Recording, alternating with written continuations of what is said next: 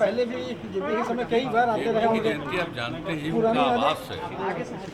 हम लोग युवावस्था में, और जब जेपी मूवमेंट शुरू हुआ, छात्र आंदोलन से जेपी मूवमेंट उसका नामकरण हुआ, तो यही कमरा है ना, इसी में हम लोग 15-16 मेंबर उसके थे, यहीं पर मीटिंग होती थी। कितना बार आए, और बाद में उनका आवास का ये कमरा बगल का था।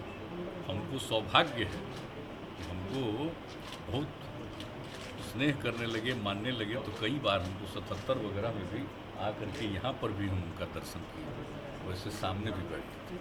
तो जेपी का जो विचार है और जो उन्होंने नेतृत्व किया, और जिससे हम सब लोग जाने और सीखे, उसी के आधार पर तो आज काम कर रहे हैं। और आप जानते हैं, हम तो हमेशा कहते हैं, हम लोग तो बोलते हैं बापू के बारे में, जेपी के बारे में, लोहिया जी के बारे में, और इन लोगों के विचारों को ही अपनाते हुए समाज को आगे बढ़ाना, समाज का जो सबसे गरीब तबका है उसको आगे बढ़ाना, समाज में एकता रखना, आपस में भाईचारा का भाव, तो इन सब चीज़ों की सीख हम लोगों को हुई है इन्हीं से। इसीलिए आज जो अब पिछली बार कोरोना हो गया, आने का मौका मिला, जैसे ही इस बार हम लोगों ने तय किया कि जाएंगे, तो आज हम यहाँ नहीं आते तो हमको हो सकता है संतोष हो सकता है कि हम यहाँ नहीं आ पाएंगे, इसलिए हमने तुरंत खबर भी दिया कि हम तो आएंगे वहाँ के बाद।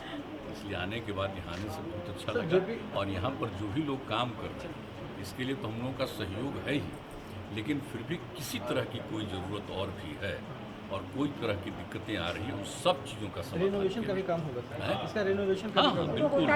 सर, जेपी के कई शिष्य हुए सर, लेकिन भटक गए हैं। अब जेपी के विचार को कभी भुलाया नहीं जा सकता है। हम लोग जो काम कर रहे हैं आखिर उन्हीं का न है, वही तीनों लोगों का न है, उसी के आधार पर हम लोग चल रहे हैं, इसलिए कभी भुलाया नहीं जाएगा। और हमारा यही मकसद रहता है कि नई पीढ़ी के लोग इन सब बातों को जानें। आज सर